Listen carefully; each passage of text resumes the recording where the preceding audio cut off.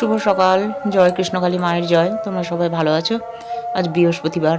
কত সকালে উঠেছি দেখো। রাত্রিতে ভালো করে ঘুমই আসছে না। মেয়েটার শরীরটা ভালো নেই তো। ব্যথা যন্ত্রণা এত বেড়ে গেছে, পেটের ভেতরে এত ব্যথা করলে পরে সকালে উঠেই বমি করছে প্রতিদিন। ভালো লাগে বলো? ছেলে মেয়ের শরীর খারাপ হলে ভালো লাগে না, টেনশনে ঘুম আসছে না।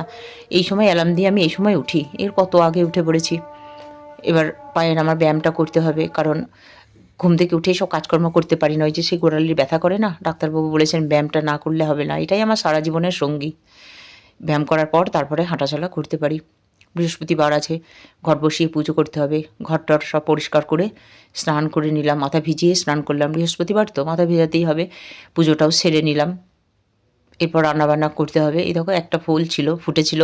অনেক ফুলই আছে, আমি একটা ফুল তুলে নিয়ে দিলাম। আর ভিজে চুলে তো রান্না করতে পারবো না, বা চুল খুলেও রান্না করা যায় না, তাই একটু ড্রায়ার দিয়ে শুকিয়ে নিয়ে রান্নাটা সেরে নিলাম। অফিস যাবে, আমারও খিদে পেয়েছে, এই প্রসাদটা খেয়ে নিলাম। আর এই যে সেই সবজির খোসাগুলো গো, গাভী মাতার জন্য, সেই ঘোষ দাদার গাভীটার জন্য রেডি করে রেখে দিলাম, আসবে তখন দেবো। ঠাকুরের সেই ফুলগুলো, ঠাকুরের কাপড়গুলো সব ধুয়েছি। সে সাজানো থাকে না, গাঁদা ফুলের মধ্যে দেখতে কি সুন্দর লাগে, প্রজাপতি সেগুলো সব গোলাপি ধুয়ে হয়। পরিষ্কার করে রেখেছি। মঙ্গলবারে ধুলে ভালো হতো, তাহলে বৃহস্পতিবারে টানানো যেত, তাই না বলো?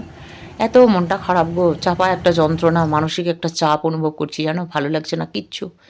যে ওই ব্যালকনিতে দাঁড়িয়ে দেখছে, এইখানে একটা প্রজাপতি ফুলে ফুলে বেড়াচ্ছে, ওর খুব ভালো লেগেছে, তাই আমাকে ডাকলো। দেখছি, হ্যাঁ, প্রজাপতিটা ঘুরে ঘুরে একদম এই ফুল ও ফুল করছে, খুব ভালো লাগছে দেখতে, মনটা ভালো লাগছে।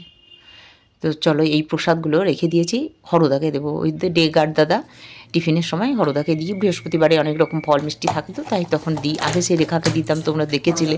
রেখা তখন এই অঞ্চলে কারো বাড়িতেই কাজ করে না, ও এখান থেকে চলে গেছে অন্য জায়গায়, তাই হরদাকে দিই। আর এই একটু গরম গরম পড়ছে বলে টক দই বসিয়েছিলাম, তা দইটা একদম বসেনি, জানো? ও কি জানি, হয়তো ঠান্ডা ছিল, তাই টক দই খেতে বেশ ভালো লাগে, তাই রোদে দিয়ে রেখেছি।